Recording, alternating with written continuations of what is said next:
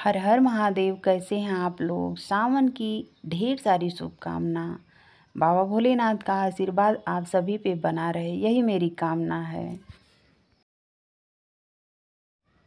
राधे राधे आप सभी को। कैसे हैं आप लोग। कमेंट बॉक्स में राधे राधे ज़रूर लिखिएगा। सावन का बहुत ही पावन महीना होता है। बाबा भोलेनाथ का दिन होता है एक महीना हमें सावन के महीने में किस तरह से बाबा भोलेनाथ को प्रसन्न करना है। अगर आप रोज़ाना जो है मिट्टी का पार्थिव शिवलिंग बना करके पूजन करते हैं तो बहुत ही बड़ा फल की प्राप्ति होती है। मिट्टी का पार्थिव शिवलिंग की महिमा बहुत बड़ी होती है। तो अगर आप रोज़ाना पूजन करना चाहते हैं तो रोज़ाना कर सकते हैं। अगर आप सोमवार के दिन करना चाहते हैं तो सोमवार के दिन भी पूजन कर सकते हैं।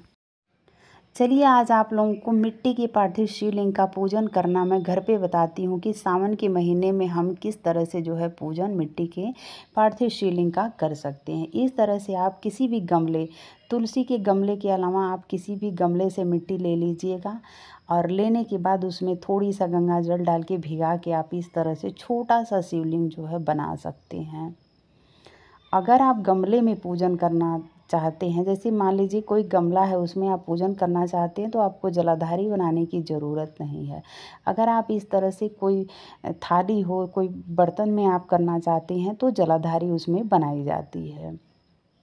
बेल का पत्र रख करके हम आसन दिए हैं और ये थाली है। थाली आप जब भी जिस थाली में आप शिवलिंग का स्थान आसन दें उस थाली में कभी भोजन नहीं हुआ होना चाहिए। पीतल की हो, तांबे की हो, स्टील की हो, जो भी थाली आपके पास है, लेकिन उसमें कभी भोजन नहीं होना चाहिए। ऐसी थाली रहनी चाहिए। जिस जगह पे आप पूजन करते हैं उस जगह को थोड़ी सा गंगा जल डाल के आप जो है शुद्ध कर लीजिएगा। हाथ जोड़कर प्रार्थना करिएगा बाबा भोलेनाथ से कि हे बाबा भोलेनाथ, मैं आपको निमंत्रण देती हूँ, आपको पूरे परिवार के साथ मेरे घर पे आना है। अब आप जो है इस तरह से हाथ जोड़ के प्रार्थना करने के बाद आप जो है पूजन कर सकते हैं।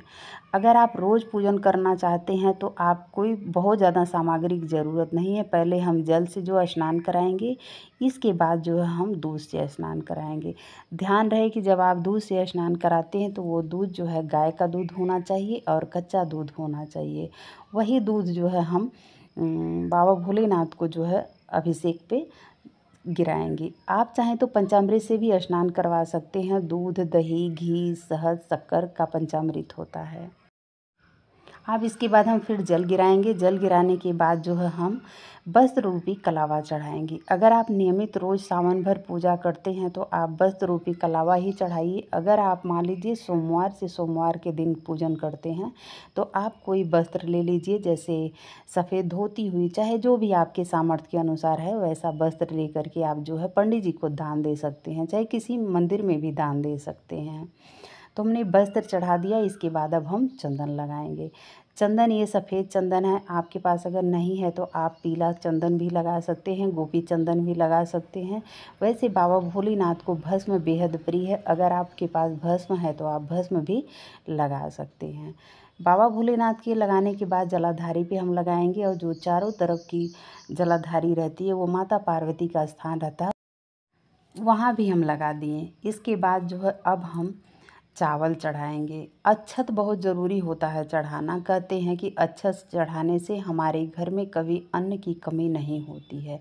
तो अक्षत आप चाहें तो 151 ले लें, 101 ले लें, 11 ले लें, 21 ले लें, जो आपके पास है, लेकिन अक्षत टूटा हुआ नहीं रहना चाहिए, पूरा खड़ा रहना चाहिए। चावल का दाना पूरा खड़ा रहना चाहिए। हमें टुकड़ा चावल जो है शिव जी पे नहीं चढ़ाना चाहिए। इस तरह से हम चावल चढ़ा दिए। अब हम बेलपत्र चढ़ाएंगे। बेलपत्र में एक चीज़ का ध्यान रखिएगा कि जो डंडी रहती है ना बेलपत्र की, ये डंडी रहती है, इसको हम इस तरह से तोड़ देंगे। तोड़ने के बाद जब हम इसमें चंदन लगाएंगे, चाहे ओम नमः शिवाय लिख दें, चाहे इस तरह से हम जो है इस पर बिंदी लगा देंगे। तो आपको जो हो सके आप उस तरह से करके, और जो ये चिकना भाग है ना, इसी तरह से जो है हम बाबा भोलेनाथ के ऊपर चढ़ाएंगे। आप चाहें तो 21 चढ़ा सकते हैं, 51 चढ़ा सकते हैं, 11 चढ़ा सकते हैं, माला बना के भी चढ़ा सकते हैं अगर आपके पास बेलपत्र है तो आप इस तरह से बेलपत्र जो है चढ़ा सकते हैं। एक चीज़ मैं और आप लोगों को बता दूं कि जब हम मिट्टी का पार्थिव शिवलिंग का पूजन करते हैं घर में, तो घर में जो है नंदी भगवान का पूजन नहीं होता है। अगर आप मंदिर में पूजा करते हैं तो वहाँ नंदी भगवान का पूजन होता है। अगर आप गमले में पूजन कर रहे हैं तो तुलसी के गमले की मिट्टी मत लीजिएगा, बाकी किसी भी गमले से आप मिट्टी जो है ले सकते हैं। अब हम भगवान को दूर्वा चढ़ाएंगे। इसके बाद हम इत्र लगाएंगे। इत्र बहुत ज़रूरी होता है लगाना। कहते हैं कि वातावरण और पूजा का स्थान जो है खुशनुमा हो जाता है। तो अब हम पुष्प चढ़ाएंगे। देखिए मैं पुष्प ली हूँ। सफ़ेद पुष्प जो है बाबा भोलेनाथ को सावन के महीने में ज़रूर चढ़ाना चाहिए। आप सफ़ेद पुष्प ले लीजिए, कंडेल का पुष्प ले लीजिए और धतूरे का पुष्प ले लीजिए, अपराजिता का पुष्प ले लीजिए, जो भी आपको मिले वो ले सकते हैं। सफ़ेद पुष्प जो है बाबा भोलेनाथ को बहुत ज़रूरी रहता है और माता पार्वती को हम जो है लाल पुष्प चढ़ाए हैं। तो अब हम भोग के लिए थोड़ी सा जो है फल रख लेते हैं। इसके बाद हम जो है दीप प्रज्वलित करेंगे। दीप आप चाहें तो घी का भी प्रज्वलित कर सकते हैं, चाहे तो तिल के तेल का। तो तिल के तेल का दीप को हम प्रज्वलित करके रख दिए हैं। अगर आपको समी पत्र मिलता है तो आप समी पत्र चढ़ा सकते हैं। हमारे पास नहीं था इसलिए हम नहीं चढ़ाए हैं। समी पत्र की महिमा बहुत बड़ी होती है। बेल पत्र से कई गुना जो है पुण्य की प्राप्ति होती है, फल की प्राप्ति होती है अगर हम समी पत्र बाबा भोलेनाथ के ऊपर जो है चढ़ाते हैं। अगर आपको मिलता है तो आप जो है समी पत्र भी चढ़ा सकते हैं। अब इसके बाद हम भोग लगाएंगे। तो भोग में आप ऋतु के अनुसार जो भी, चाहे केला हुआ, आम हुआ, जो भी आप फल आपको मिले वो जो है आप भोग में प्रसाद के रूप में चढ़ा सकते हैं। इसके बाद भोग लगाने के बाद हम दक्षिणा चढ़ाएंगे। दक्षिणा जो है आप अगर रोज़ चढ़ाते हैं तो पूरे महीने का इकट्ठा करके रखिएगा, किसी मंदिर में आप जो है दान दे सकते हैं। पूरे महीने में आप जो भी भगवान के ऊपर दक्षिणा, वस्त्र जो भी चढ़ाए हैं, तो या तो आपके यहाँ पंडित जी आते हैं तो आप पंडित जी को दान दे सकते हैं। इसके बाद हम जो है आरती करेंगे। तो आरती हमारी जो है पूर्ण हो गई है। आरती पूरा होने के बाद हम जो है इस सावन के महीने में अगर आप इस तरह से पूजन करते हैं और हाथ जोड़ के बाबा भोलेनाथ से जो कुछ भी मांगते हैं, आपकी समस्त मनोकामना जो है बाबा ज़रूर पूरी करते हैं। तो उम्मीद करते हैं कि इस तरह से आप ज़रूर पूजन करिएगा। नहीं पूरे सावन किए तो आप सोमवार के दिन ज़रूर कर सकते हैं। अगर आप नियमित इस तरह से पूजन करते हैं तो ये कोई ज़रूरी नहीं है कि हर सामग्री आपके पास ज़रूर होना चाहिए। एक लोटा जल से भी बाबा भोलेनाथ प्रसन्न हो जाते हैं। हाथ जोड़ के क्षमा प्रार्थना करिएगा। जो भी पूजा में कमी हुई होगी, हमारी गलतियों को क्षमा करिएगा। जिनके घर में दाम्पत्य जीवन जो है हमेशा क्लेश रहता है, चिड़चिड़ापन रहता है, अनेक तरह से बाधाएं रहती हैं, इस तरह से अगर वो पार्थिव शिवलिंग का पूजन करता है, आप देखिएगा उसका दाम्पत्य जीवन बहुत अच्छा रहता है। जिनके बच्चों की शादी नहीं होती, अगर वो पार्थिव शिवलिंग का सावन के महीने में अभिषेक करते हैं ना, तो उनके बच्चों की शादी जो है कभी रुकती नहीं है।